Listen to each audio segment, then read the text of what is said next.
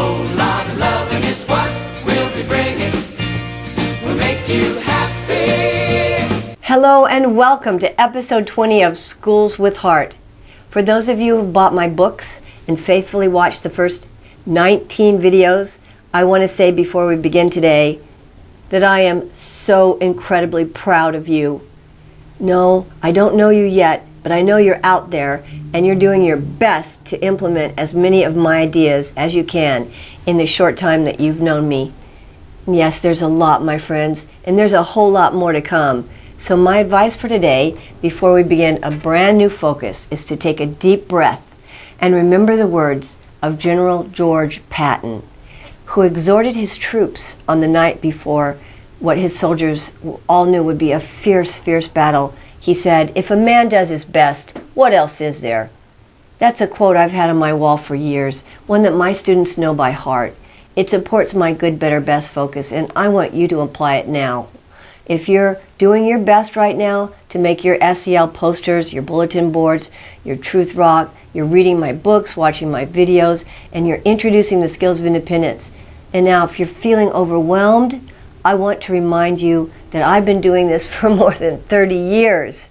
And 30 years is a long time. You can get really good at something in 30 years. 30 years of SEL experience, 30 years of getting it right and getting it wrong. Many of you, on the other hand, are newbies. You're just getting started, and it's going to take time to absorb, practice, and perfect my lessons. So what am I saying? I'm saying be patient. Take it one day at a time. Realize and remember that Rome wasn't built in a day, and SEL, the classroom of your dreams, is going to take some time, a lot of time.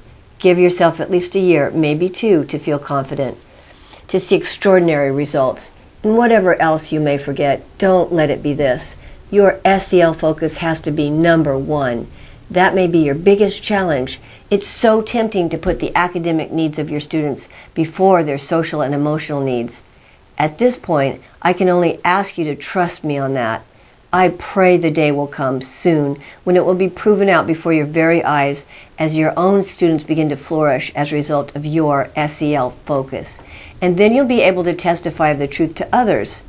Oh, I just can't wait for the day when the public school teachers across America are working together via the internet to bring a character-based curriculum back into the classroom. One that will make America strong again. Yes, it's a very big dream, and yes, it will take years to see the fruit of a nationwide scale. But if you're like me, you don't just want what's best for children in your own classroom, you want what's best for the children of America. With that said, I'm ready to unveil our next focus, emotional intelligence. Like the skills of independence, it's so broad in scope that it's hard to know where to begin. Like the skills, it began with a story, a particular moment in time that I shall never forget. It was 1996 when I first saw the cover of Daniel Goleman's bestseller, Emotional Intelligence. I don't remember how the book came to me. I just remember reading the subtitle and thinking, it's about time. And what was the subtitle? Is it more important than IQ? Goleman was posing the question to his audience right there on the cover. Is emotional intelligence more important than IQ? Finally, someone was confirming what I had suspected for years. As far as I'm concerned, Mr. Goleman actually coined the term emotional intelligence, although doubtless others have been talking about it. But he was the man who put it on the map. He was the man who started the movement.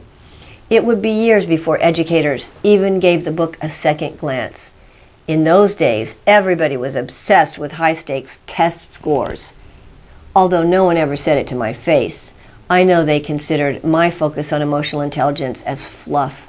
Fluff. No one was interested in matters of the heart. It was all about the brain, head smart and heart smart. Despite the naysayers, I stood my ground for years until it all paid off when my principal announced in a staff meeting one day that my test scores were the highest in the school. If you've been an educator for long enough, you know that the pendulum has swung back and forth for decades from one focus to another. The most destructive focus of them all, I believe, was the self-esteem movement. Oh, I could rant on about it, about no matter how lazy or defiant or disrespectful they were, kids were told they were just wonderful, just the way they were. I never bought into it for a second. Somehow I endured the trainings, then went back to my classroom and taught my students that those who work hard, those who chose the road to self-respect, earn the praise. Why am I telling you this? Because you may have to go against the grain. You may be working with peers who are not yet enlightened about the virtues of social emotional learning. You may be one who will have to stick to your guns for what you know is best for your kids. I fought for years for what I knew was best for my kids, and now finally I'm seeing the tide turn.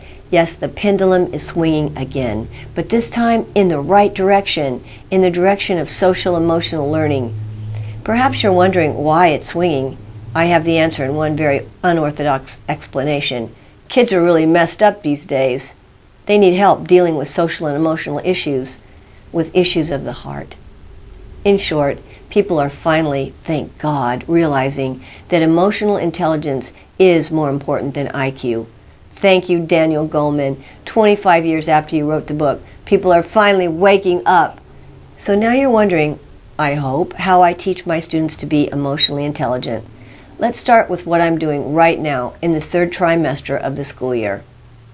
Understand that I've been talking about emotional intelligence at my school for 3 years now. So this year I'm building on prior knowledge. Last year, all grades memorized the quote, "Emotional intelligence is being smart about my feelings and the feelings of others." I taught them to use their hands to point to their head, heart, and others. It helps them understand the meaning. They set goals to be more emotionally intelligent, and they wrote about their progress. I read stories and showed powerful videos. So this year, they'll continue setting goals and writing in their journals, and I'll continue talking and talking and talking and talking about it all year long until they finally get that what really matters is not how head smart they are, it's all about how heart smart that makes them successful. As Dr. King said, it's not about how smart you are, it's about how hard you're willing to work and the quality of your character. In other words, how emotionally intelligent you are. I won't be satisfied until every student in our school knows that quote by heart. It's a poster you simply must have on your wall. Make it big, make it bold, and make it sink in deeply into your students' conscious awareness. Before school started this year, I made posters for every classroom from 2nd to 8th grade that boldly announced 80% of my success in life is determined by my degree of emotional intelligence.